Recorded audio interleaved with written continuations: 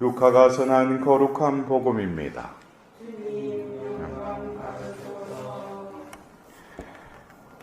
여섯째 달에 하느님께서는 가브리엘 천사를 갈릴레아 지방 나자렛이라는 고을로 보내시어 다윗 집안의 요셉이라는 사람과 약혼한 처녀를 찾아가게 하셨다. 그 처녀의 이름은 마리아였다. 천사가 마리아의 집으로 들어가 말하였다. 은총이 가득한 이여 기뻐하여라. 주님께서 너와 함께 계시다. 이 말에 마리아는 몹시 놀랐다. 그리고 이 인사말이 무슨 뜻인가 하고 곰곰이 생각하였다. 천사가 다시 마리아에게 말하였다. 두려워하지 마라 마리아야. 너는 하느님의 총애를 받았다. 보라 이제 내가 잉태하여 아들을 낳을 터이니 그 이름을 예수라 하여라. 그분께서는 큰 인물이 되시고 지극히 높으신 분의 아드님이라 불리실 것이다. 주 하느님께서 그분의 조상 다윗의 왕자를 그분께 주시어 그분께서 야곱 집안을 영원히 다스리시리니 그분의 나라는 끝이 없을 것이다.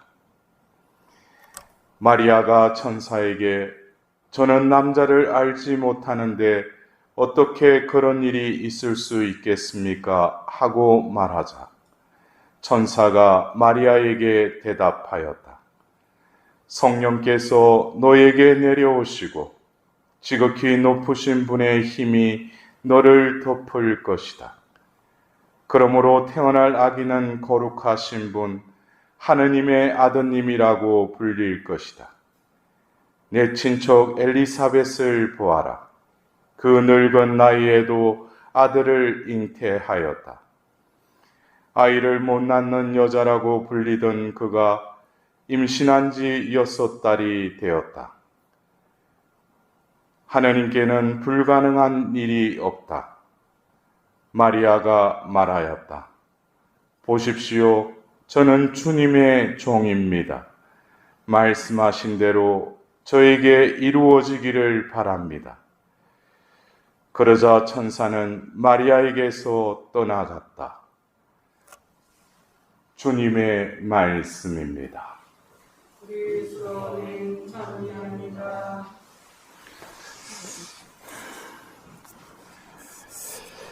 오늘 묵주의 복되신 동정 마리아 기념일에 오늘 기념 미사에 해당하는 오늘 말씀 전례를 여러분들은 들으셨습니다. 그래서 오늘 일독서에는 사도행전 1장 12절에 14절의 말씀, 하답송은 시편 87편, 그리고 복음은 또 루카복음 1장 26절에서 38절의 말씀을 우리가 봉독하고 들었습니다. 문득 저는 오늘 이 묵주의 복되신 동정 마리아 이 기념일을 맞이해서 성모 영보의 이 장면, 이 루카복음 1장 26절에서 38절의 이 말씀을 묵상하면서 문득 우리가 묵주 기도를 바치고 그 마친 기도를 보면은 이 묵주 기도에 뭐가 담겨져 있어요? 외아드님이 삶과 죽음과 부활로서 그 구원의 그 계획을 이 묵주 신비에 다 담아 넣었죠. 더불어서 이어서 우리가 어떻게 기도합니까? 복되신 동정 마리아와 함께 이 묵주의 신비를 묵상하고, 그래서 우리가 마친 기도를 할 때 내가 이 묵주 기도를 바쳤지만 이 묵주 기도는 누구와 함께 바친 거예요? 성모님과 함께 바친 거예요. 근데 왜 이 복되신 동정 마리아와 함께라고 이렇게 우리가 마친 기도 때 이 묵상의 신비를 묵상하도록 이 교회에서 그렇게 마친 기도를 또 이렇게 제정해 놨는가?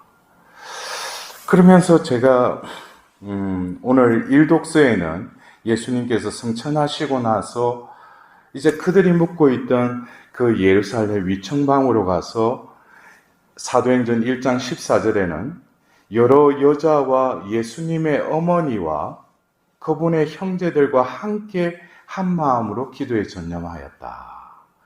그러니까 우리가 이 기도도 결국 뭐예요?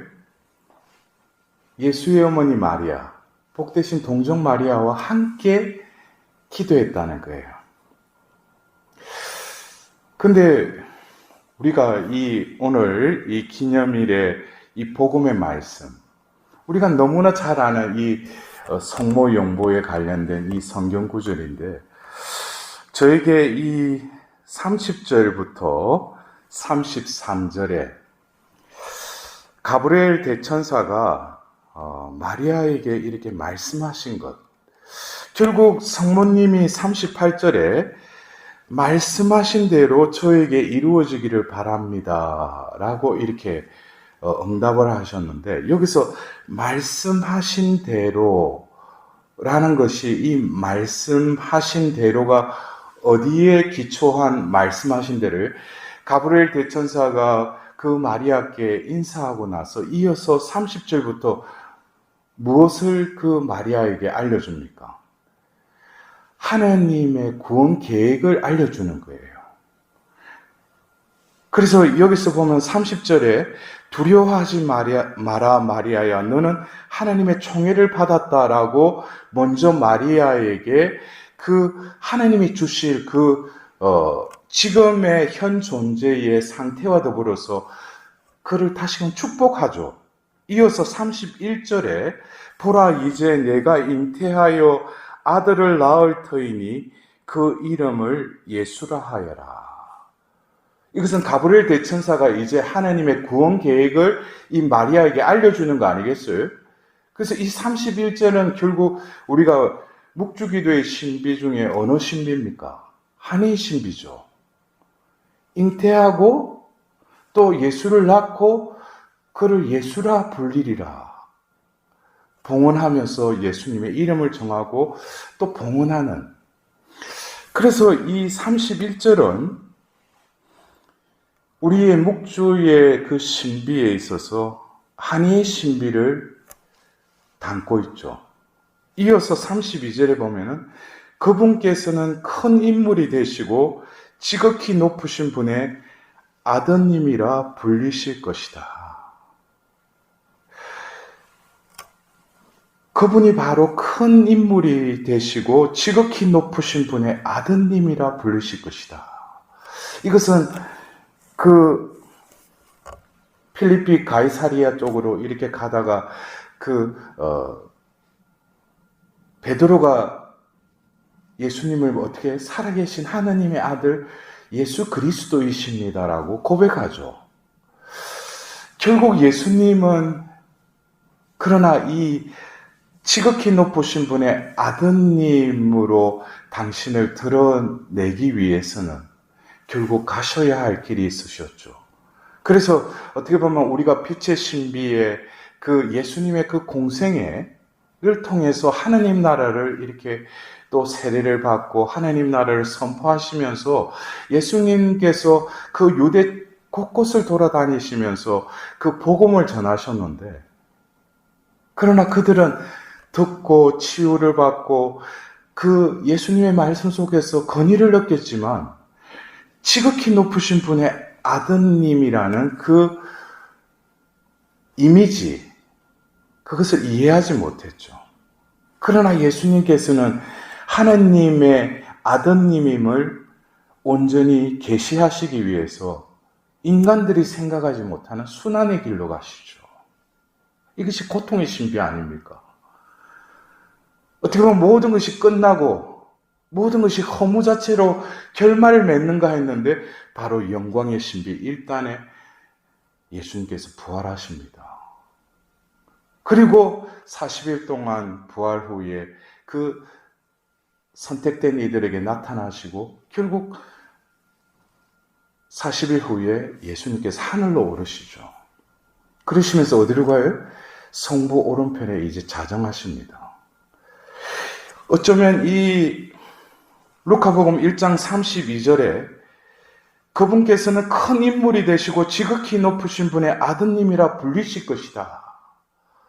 결국 우리가 그 필리피스 그 2장의 케노시스, 예수님의 자기 비움의 그 과정을 통해서 예수님은 죽기까지 아버지의 뜻에 순종하셨다는 거예요. 그러나 그것으로 끝난 게 아니죠. 자기를 거기까지 순종하면서 자신을 맞추셨지만 하나님께서는 그를 들어 올리시죠. 그래서 만물이 그분을 하나님의 아드님으로 이제 칭송하기 시작합니다. 모든 권능과 권세와 영광이 그분께 있나이다. 그 묵시록 4장에 나오는 천상의 메아리가 결국 이루어진 것이죠. 결국 이 32절에 이 말씀이 우리의 묵주의 신비를 통해서 빛의 신비, 고통의 신비, 영광의 신비 2단에 이르기까지 결국 이 말씀은 이루어졌죠. 그리고 이어서 천사가 뭐라고 합니까? 주 하나님께서 그분의 조상 다윗의 왕자를 그분께 주시어 그분께서 야곱 집안을 영원히 다스리시리니 그분의 나라는 끝이 없을 것이다. 이것이 바로 뭡니까? 예수님이 이제 당신의 그 구원 사업을 끝내시고 하늘에 올라오셨지만 바로 최후의 만찬 때 그들에게 약속하신 협조자 성령을 보내시죠. 그 성령을 통해서 뭡니까? 바로 당신이 하셨던 그 사명을 이어서 아버지 때가 이를 때까지 이 지상에서 그 구원 사업을 하도록 성령을 보내심으로써 무엇을 설립하셔요? 교회를 설립하시죠. 그것은 결국 뭡니까? 다윗의 왕자를 그분께 주시어 그분께서 야곱 집안을 영원히 다스리시리니 그분의 나라는 끝이 없을 것이다. 무엇을 통해서?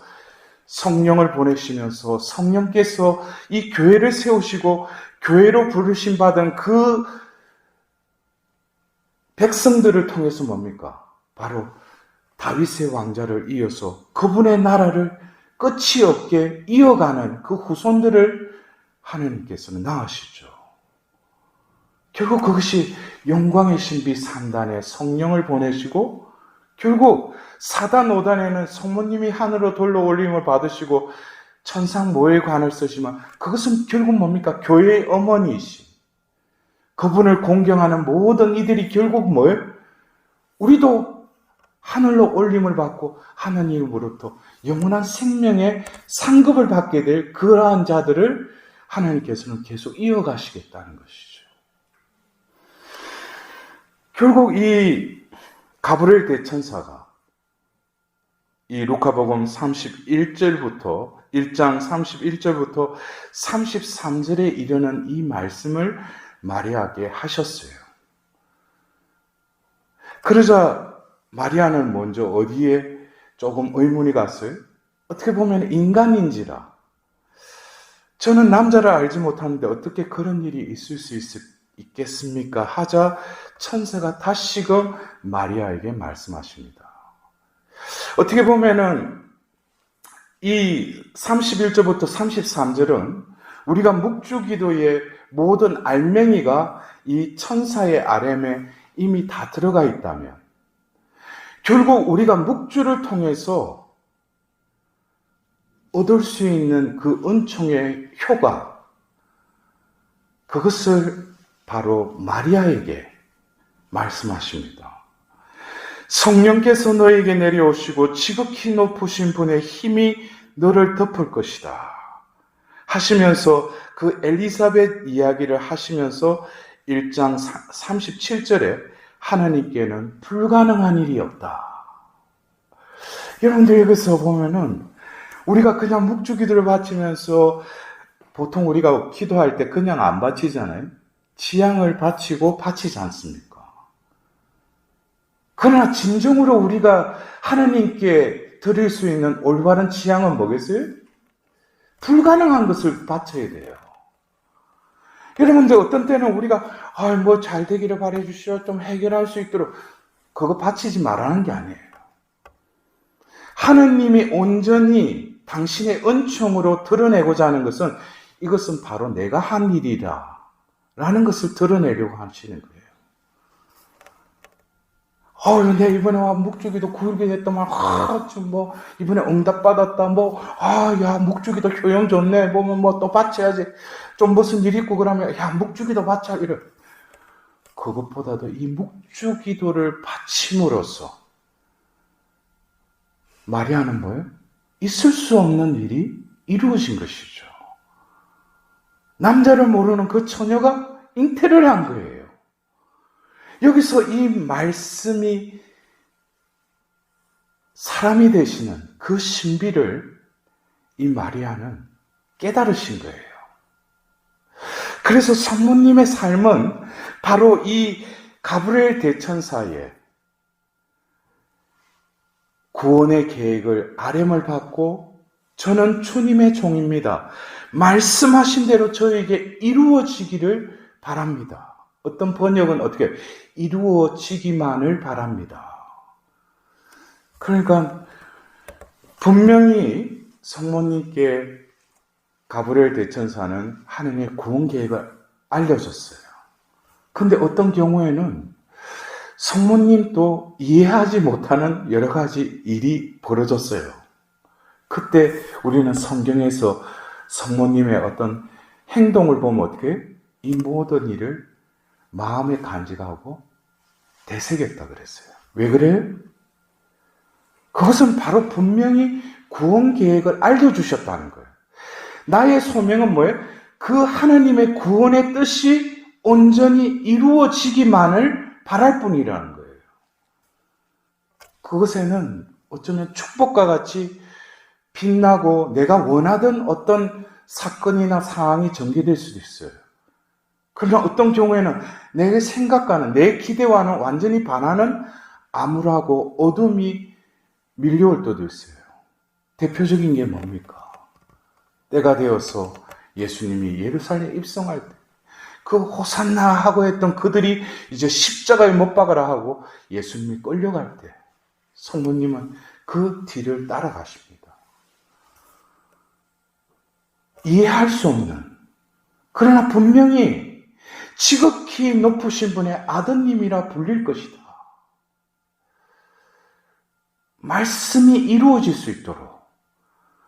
그래서 그 모성으로, 여인으로 도저히 그 극심한 그 고통 앞에서, 처절한 그 아들의 그 고통 앞에서 성모님은 어쩔 수 없지만 그 십자가 아래로 가서 예수님의 죽음을 바라보고 함께 하실 뿐만 아니라 죽으신 예수님의 시신을 또 끌어안습니다. 이 모든 것이 뭐예요? 하나님의 말씀하신 대로 이루어지기를 바랄 뿐이라는 거예요. 거기에는 내 어떤 그 한계를 뛰어넘을지라도, 성모님은 뭘 경험하셨어요? 내가 남자를 모르는데 어떻게 그런 일이 있을 수 있습니까? 했는데 가브리엘 대천사의 말대로 불가능한 것이 없다라는 하나님께서는 불가능을 가능케 하신 것을 몸소 체험하셨죠. 그래서 성모님이 바라보시는 그 아드님의 고통은 그게 끝이 아니라는 것을 분명히 성모님은 희망으로 이미 그 너머를 봤을 겁니다. 그래서 그 고통을 받아들이신 거예요. 왜? 하나님은 인간의 이해와 기대를 넘어선다는 거예요. 그것이 우리에게 주신 희망의 덕이 아니겠어요? 결국 예수님 부활하십니다. 그리고 성천하실 때 그 자리에 그 제자들과 함께 모여 있었어요. 그리고 이었고 그들이 묵고 있던 이천방으로 가서 9일 동안 그들과 함께 한 마음으로 기도하십니다. 어쩌면 이 9일이라는, 그래서 우리가 왜 묵주기도, 굴기도를 왜 바치는가? 묵주의 굴기도의 기원이 뭐예요? 바로 오늘 우리가 들었던 이 사도행전 1장 12절에서 14절의 그 상황.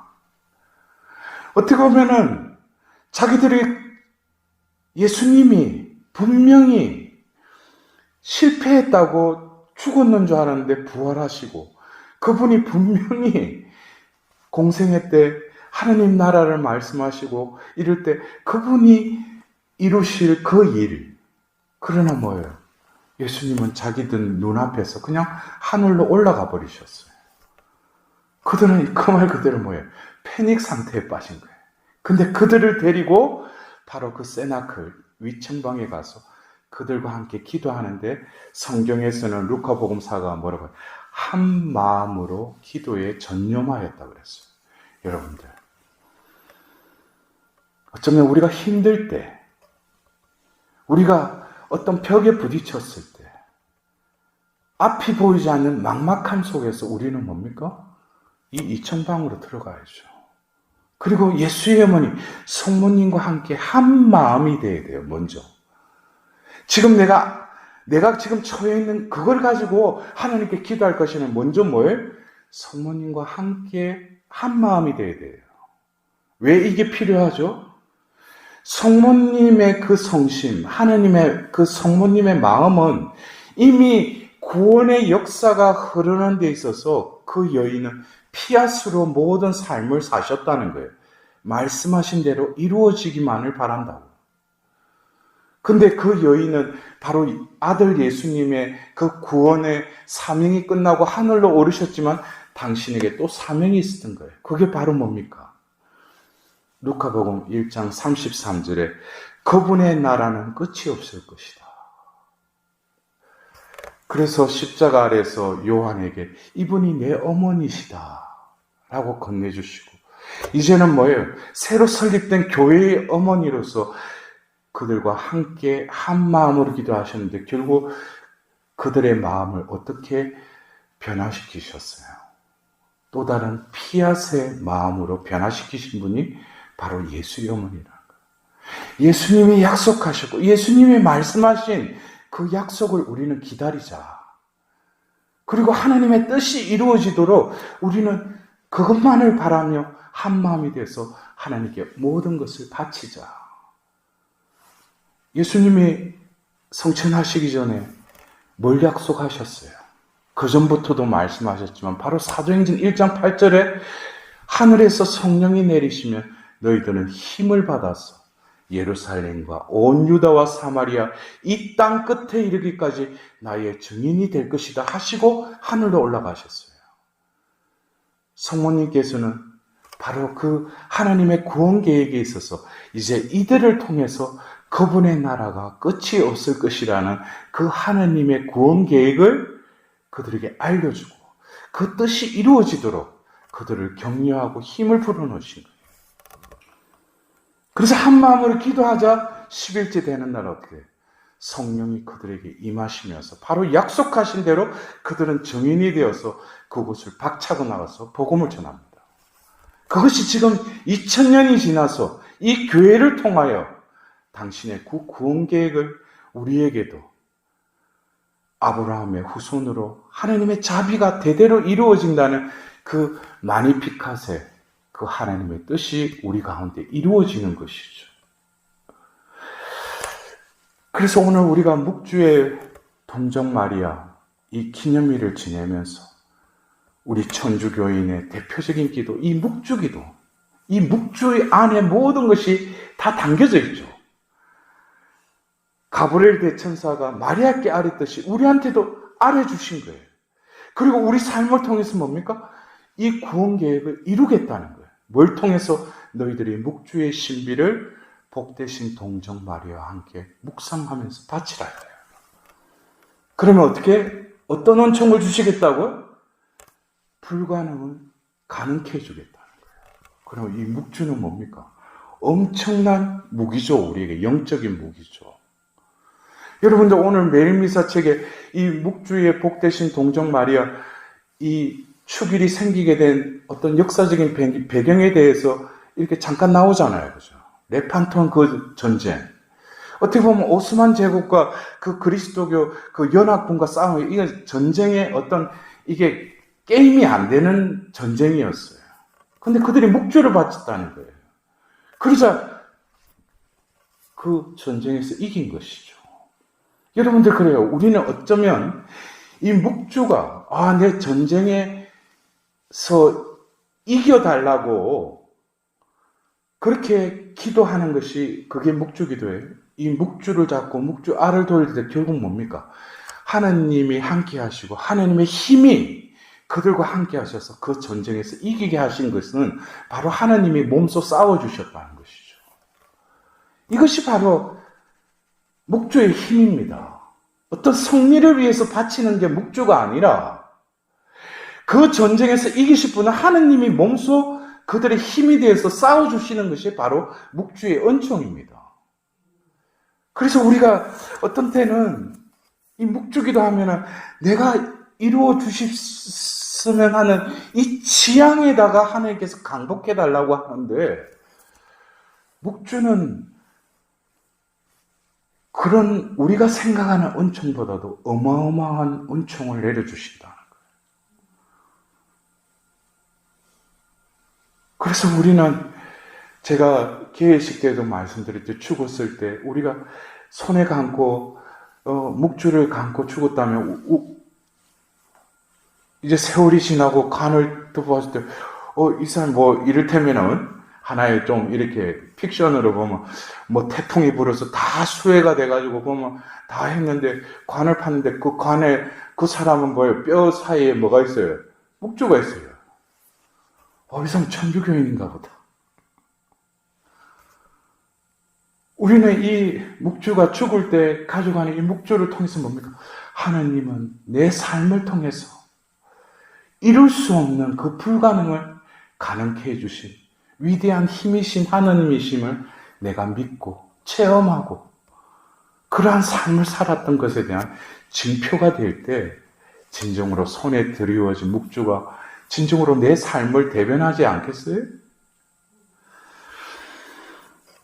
그래서 우리가 어쩌면 우리 천주교 신자라는 특히 우리 자매님도 길거리 갈 때마다 또 차 안에서 어디 하면 이 묵주기도 하고 있어요. 근데 저 사람 성당 다니구나 그러지만 진정으로 오늘 우리가 이 묵주의 복되신 동정 마리아 기념일을 지내면서 이 묵주의 본래의 의미 그리고 그 은총 이것을 다시금 오늘 이 복음의 그 마리아께 아랬던 그 대천사의 그 가브리엘의 그 말씀을 다시금 묵상하면서 우리가 묵주 하나하나를 바칠 때 하나님의 구원의 계획이 말씀하신 대로 이루어지기만을 바랍니다. 라는 그런 마음으로 우리도 묵주의 하나하나를 돌리도록 합시다. 더불어서 있을 수 없는 하나님만이 하실 수 있는 그 능력이 또 이 기도를 통해서 나를 변화시킬 수 있도록 오늘 묵주의 복되신 동정 마리아께 특별히 정구를 청하다.